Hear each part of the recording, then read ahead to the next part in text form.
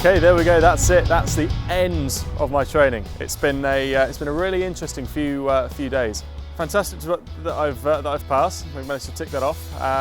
But really interesting to see actually the difference between driving characteristics. So in terms of a comparison between what I do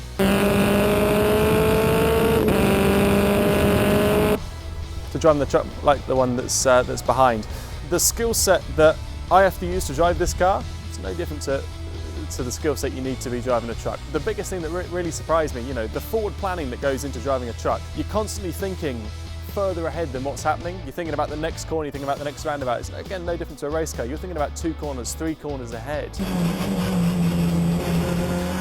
Same with the braking, getting everything done before you're getting to situations. No different to a race car. There's so many things that carry themselves across, and there's a lot of people out there that would love to be in a position to be able to drive a racing car.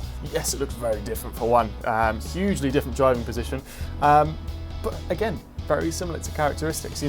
You're planning so much further ahead. So in a truck, you're thinking far enough down the road to be able to predict anything that's going to happen. Your forward planning is no different to the forward planning you're having in a race car. Let's have a look at this bad boy.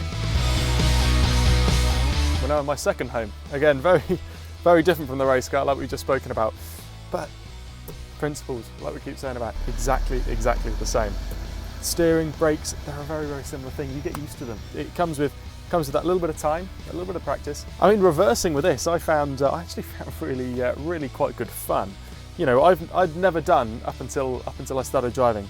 I'd never done anything with having a big trailer behind the car.